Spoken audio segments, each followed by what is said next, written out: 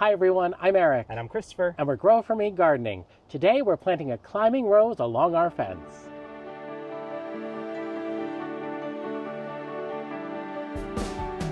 Welcome to our garden here on a beautiful day in upstate New York, Zone 5B/6A. Today we are planting a climbing rose from David Austin. Eric has been in love with this particular variety of rose for a while, and who am I to say no to Eric for this beautiful, beautiful rose to go in the garden? We looked around the garden to see where could we put this particular climbing rose, something vertical. But what we came to realize is we just have a lot of horizontal space here on our fence. And if you remember, we've already done this once with Woolerton Old Hall, another small climber, on our west side fence. And we're going to do basically the exact same thing, but this time we're going to take you along and show you all of the steps. Right here we have Woolerton Old Hall climbing on 3 trellises that have been zip tied together, pounded into the ground, and then connected to the fence using these vinyl fence hooks. So we're going to walk you through the process of how we connect them, how we install them, planting the rose, and then training the rose up the trellis. Here she is, folks. This is Bathsheba. Bathsheba is a short climber and perfect for a 6-foot piece of wall, which is great because we have 8-foot sections here of fence and is going to fit perfectly on this sideways trellis contraption that we're going to be putting up there. It has lots of spent blooms at the moment, which I think Eric is dying to clean up. I am, but that's part of why it was on sale. Exactly. The great thing about this, it has a really rich apricot center and creamy, kind of yellowy white on the outside. So you get almost like a bicolor effect. It's really unique. And it has a very strong myrrh fragrance. That's so faded, but you can just imagine what it would have looked like. Yeah, and it's very healthy, great green leaves. That's the thing that we were looking for when we were looking at a sale rose, not a clearance rose where they're kind of on the yucky side. But in this case, it's just a nice, healthy shrub. Ooh, that's a particularly faded bloom. No crossing canes. Yep, there's some great growth in here.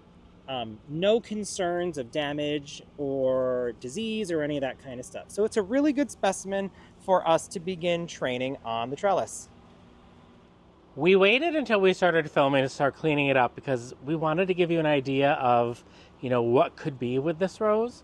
We see that there's another little spray right here that's coming, but these have to be cleaned up here.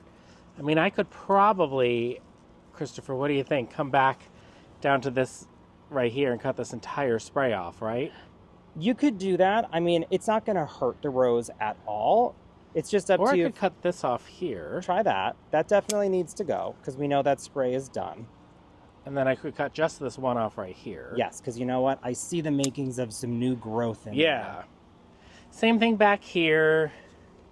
So pretty. I'm really excited for this. Yeah, I see a lot of good stuff happening here. Like all of that nice growth. We'll cut that off. People can be very, very particular about the way that they cut roses. I'm just cutting the tag off right now. And that's fine. I mean, you can be as particular as you like. We kind of go by the, like the juicy bud method. Yeah, what looks the healthiest, what looks like it's going to give us some good stuff. And there's like a couple little holes from insects. I mean, that's just what's going to happen. Ooh, look, a caterpillar. Is there one? Let's see. Right there. See? There he is. Where is he? Up, that's a sawfly larva. Give that a squish. So that's going away. So that's sawfly larva, which turns into what, Christopher? That's a very good question, but I have a feeling it's the sawfly. Why did I ask that? I knew that. Yep, yeah, that was a great question. Okay, it's fine. Just pretend I didn't ask it. You can edit that part out. Nope, never going to edit that part out. That's comedy gold. I wonder what sawfly larva turns into. And then I'm just going to kind of... Yeah, take that thick piece out so that we can control the canes. This is the other thing, too, is these canes are just long enough that we're going to start training them today, where some of our other climbers have been so young that we didn't start having to tie them in till later on. But... Yeah, and I'm going to keep looking.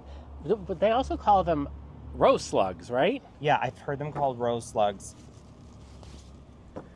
And that's it. And then down here is the tag. And some people plant their rose with this tag on it. We don't happen to do that. This is such a healthy rose. It really is a good quality rose overall. This tag is really in there. Jesus.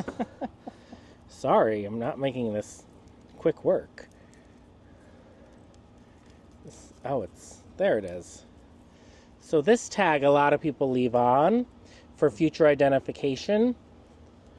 We are not going to do that today. Yep, because you guys are right now watching our identification method. Yep. This is how we keep track of the garden. On Instagram and now on YouTube. I feel like it looks all cleaned up. I'm just going to scan one extra time to see if there's any more sawfly larvae on it, because he's really good at spotting them. Yeah, I think that is all set. So, and also, I'm loving these little snippers for this Those job. are good. They're a floral snip, right? I love them because they have that pointy tip, so you can get like very specific about where you're cutting. So this to me looks ready to plant, but we have to get the trellis set up, the support ready for the plant. What we have here are 2 big box store trellises. We're gonna have a total of 3. You can see the other one on the ground behind me. These in particular we found at either Home Depot or Lowe's, I can't remember, but they're 72 inches tall. And what we're going to do is we're gonna take black zip ties and we are gonna just tie them together as tight as we possibly can. And to make them look like one. Yeah, I find that if you don't zip tie them together, they get little spaces in them and it looks less unified. It's like, it's not quite the look we're going for. By zip tying them together, that makes them more stable and it gives it a more unified look. So if you hold on up to that one, Christopher, I'm gonna grab a handful of these.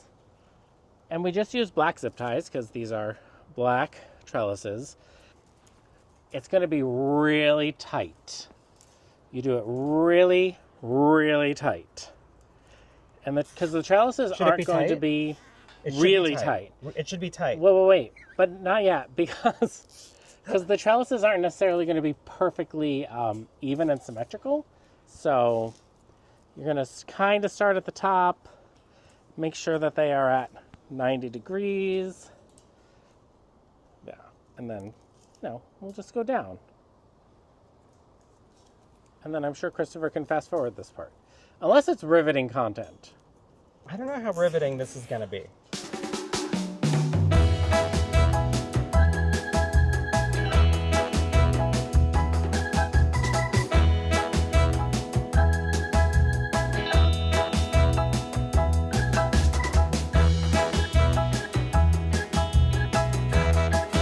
So now we have this in the position we want it. We're going to be planting it a little closer to this fence post so that it is in the bed and not, planted in the grass. And we're not feeling like we need to make more garden bed at this point in the season already. So what we need is our vinyl siding fence hook. I have one. There are 2 more on their way. I ordered them from Amazon. They're supposed to be here today, but they just didn't arrive in time for us to film the video. But here is one. It hooks over the top. It's an aluminum piece that'll keep the trellis away from the fence, so there'll be space in front of the trellis and behind the trellis for the rose to grow. Which is great because the fence itself is protected from the metal kind of flailing against it, and it also keeps the trellis from falling forward. So we'll put a link to this in the description. This has been very successful for us. We've used it on the 2 other trellises we have. For now, we'll put it in the middle. As you can see, it doesn't do anything yet until the fence goes into, or the trellis goes into the ground. And that we do with a little bit of a mallet, which is going to be noisy, so we're going to do that quick.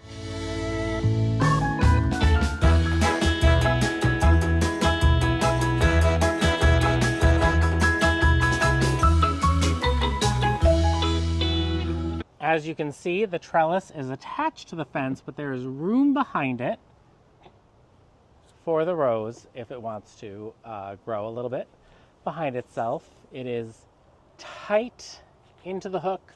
We have 2 more hooks coming we'll add in, so we'll probably have to jimmy this out and redo that part, but we didn't want to wait to show you guys what we're doing today. So Christopher right now is preparing the spot for planting, raking away our mulch, which is actually compost. We use manure-based compost that's delivered in bulk from a local landscape company. And we've had good success with compost as mulch, right, Christopher? We have. The places that we've been using compost as mulch for a couple years, the soil is a dream to plant in.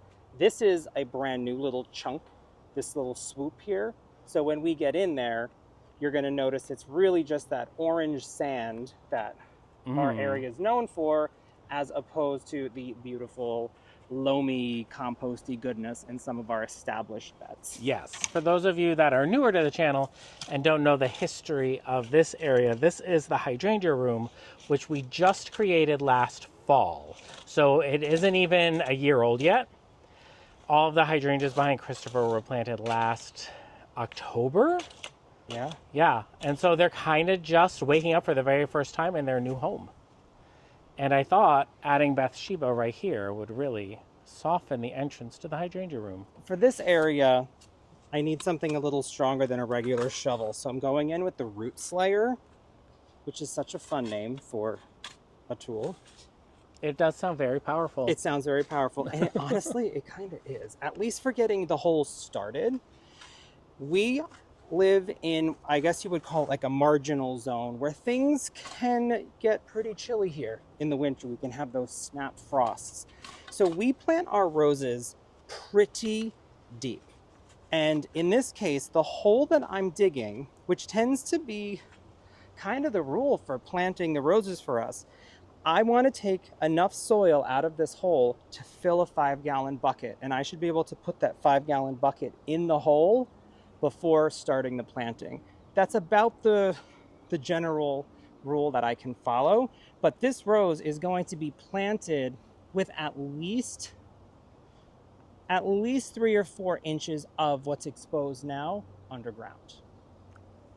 And that's going to help protect it. And the cool thing about roses is any of that branching that's underground is going to put out roots. And it's only going to make the rose more strong and more vigorous. So once I break this stuff up, then I go to the larger shovel to actually do the scooping.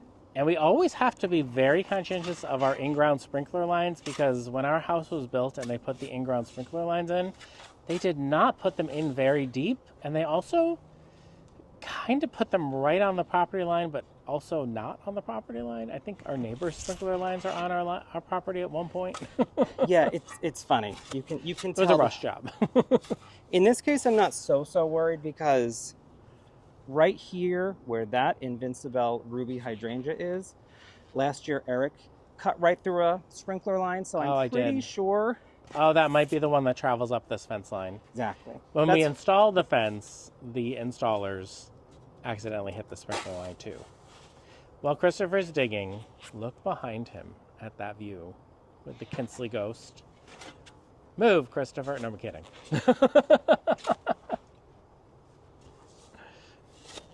Actually, I think we should have a rose climber appreciation moment for teasing Georgia. Oh, yeah. Let me take you over there. Look at teasing Georgia. This is a really vigorous rose. Planted on the Jardin Tower, which is a nice 8-foot tall, 30-inch wide trellis. Look at all those buds. And look at that flower. Stunning. And there's a clematis on there as well that was just planted this spring that you can see is coming up here. I hope it flowers. It looks like it's producing some buds. And then in front of that is a Let's Dance Skyview hydrangea, which is much further behind our other Let's Dance Skyview hydrangeas because it doesn't get nearly as much sun. But that is a really spectacular rose, that teasing Georgia. How's it going over here? My bucket's almost full. I think I might need another bucket. All right. But first I'm going to pop the rose in the hole and see if it's deep enough for you to plant. Look at that gorgeous rose. Not deep enough. Just a tiny bit more. So what I'm gonna do is actually pull the rose. Oh, nice roots. Beautiful roots. Stay and don't break apart. You're a risky gardener.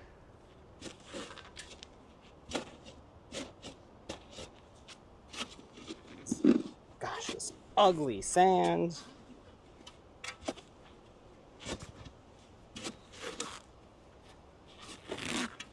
So when we backfill this hole to give the rose a wonderful new start, while also improving this soil tremendously, we are going to be adding in the Coast of Maine Penobscot Blend planting mix. It's an incredibly rich compost-filled soil amendment that is really good for any plants, any shrubs, trees, the whole shebang. It has the mycorrhizal fungi in it that'll help with root development. And we've been putting it in all the planting holes, especially new planting holes in these areas like this that are filled with this awful sand that is the color of really cheap Easter chocolate. You know that powdery, gross chocolate you get? And you just wonder, wait, did somebody just get this at CVS? But it's pretty yucky. So it's going to be very happy when we fill it up with the Penobscot. Or shall I say, when Eric fills it up with the Penobscot. That's right. In here is the Penobscot Christopher was talking about. You can see it's very light, very airy, filled with nutrients, including that mycorrhizal fungi, which will help with the root development. This is our native soil that we're going to mix in. And now I'm going to place this in the hole. I hope the root ball doesn't come apart. It shouldn't, because the roots look pretty good. They're pretty tight in there. But I'm going to angle it so that these nice extended branches are already at the back. Let's see how deep that goes in. I think that's pretty good, actually. Perfect. I'm going to, put it as close as I can to the side. I'm just going to fill it in with some Penobscot down at the base, all around. The instructions on the Penobscot say to use 50% Penobscot with 50% native soil.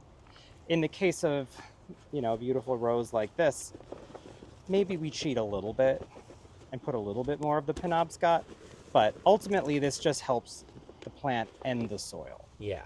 And then I'm going to just get my hand down deep in there, fill in any gaps. We don't want any giant air pockets or anything in there, because what's going to happen when the roots hit that air pocket is the root just won't grow. It'll just not want to go there because there's no soil for it.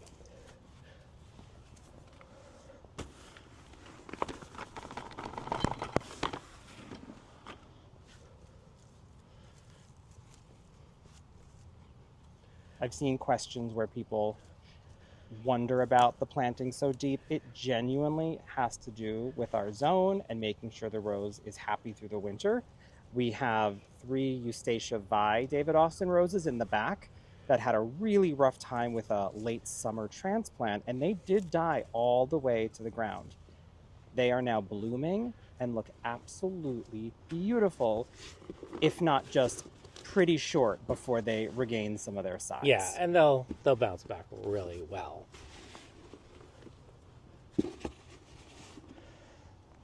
Layer in some native soil. Like a lasagna. Yeah, I mean you could pre-mix all of your soil together if you want. I mean the worms are gonna do that job for you. So I wouldn't overthink it too much.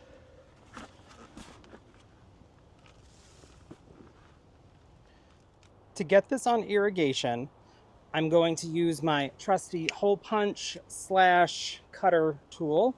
on the inside of this black irrigation line that is already doing a beautiful job watering the hydrangea room. Punch my hole. I love this snap. It's so satisfying. And I find that when you're using long skinny tubes, it's easier to attach them to the emitter first. I'm using a 2-gallon per hour emitter for this rose. And if we need to use a little bit more, we will. But now it's attached. Put a little landscape staple there to keep it down. Wonderful. Zoom it through all this delicious mulch. And it'll go right to the root ball of the rose. And that's that. Then we get to clean this area up a little bit, make sure the compost is looking good, and then I will show you how I'm going to begin tying this rose in. And this drip we will run daily, especially because this hydrangea room is getting established, so perfect time for a rose to join the family. But we're also going to water this rose in very deeply, especially as with the hot temperatures coming, we will supplement the water to this rose. You know, what we should do is water this rose before we put the nice mulch back over it so it doesn't get all messed up. We could do that. We have right here our retractable hose. This one is, well, it's right on it. It's Vigo, and we love this one because it's 100-foot, which I don't think is available from other brands. That is definitely a plus. In this case, we don't need the full 100 feet, but isn't it nice to have? It is. So we will water this rose in. Let me just make sure that the setting is correct and it's not hot. So some people would be like, oh my God, he's getting water on the leaves, but it's a rose. This is real life. This is our garden. This is how we would water it in. We're not faking it. And so then once this gets a good soak and the compost goes all over the top, I would probably leave the hose on a teeny tiny drip on this rose for an hour. And it cleans off all the leaves that I got dirty. Cleans off, you know, the dirt on the fence when I put my hand up there to get up. So when we say water in after you plant something, this is what we mean, like really water in. Soak that root ball. And don't forget how deep that root ball is. I mean, it's really deep. So to get all of this water all the way down there, it's got to be quite a bit of water. A rose expert that we have worked with in the past told us that she does about 5-gallon bucket of water on each one of her new roses every week. Let's see. And so this, again, I don't even know if we mentioned, this is the east side of our home. So as you can see, it's still getting full sun. What? Oh, and it's 3 o'clock. Yeah, it's pretty late in the day. All right, I don't see any problem with settling. I don't see any problem with draining. So we'll just give it a minute to soak up that water. We'll cover it up. The final step, now that everything is tucked in, planted beautifully, is to begin the process of training our brand new climbing rose. A couple months ago, Eric picked this up. This is the tapener. This is the coolest tool that has ever existed. It's pretty awesome. The first tap brings your piece of green tape across to the other side. The second tap is going to actually staple our little loop together. But let me explain what I'm going to do first. With a climber, the idea is that you're going to get the most growth of flowers from horizontal branching, which is going to be your main canes. But we know we want vertical growth to begin with so that we get some of the height. Then we'll worry about the lateral canes later. So the first thing I want to do is take this cane and I'm going to tie it in right here. Isn't that cool? So that's going to begin going vertically for us. There's some other shorter branches down here that I'm going to turn into sort of the diagonals. And this guy here, at least for this year, is going to begin its journey horizontally. So again, I'm going to tap. Let me zoom in on this. Can we see? Can we see? If I go So then in you push it through, yeah. push it through, and tap. So that's all I'm going to do for today, because these are going to bloom, and then as they continue going this way, little shoots are going to pop off of them to go vertical. That will create more flowers, and it's a young plant, so we'll see what it does in the first year. Next year is when it'll start getting more established. I think a lot of David Austins take sometimes 2-3 years Yeah, to a couple really of years at get least. their bearings, except for Teasing Georgia that Eric Teasing just showed Georgia. you. That is an amazingly vigorous rose. But I think this is going to be a beautiful addition to the front of the Hydrangea Room here on this incredibly beautiful day where the sun is really starting to get strong. Thank you so much for joining us today as we planted a climbing rose on our fence. We are going to head around and tape some stuff up today. Again, I'm Eric. And I'm Christopher. And we're Grow For Me Gardening. Thanks for growing with us.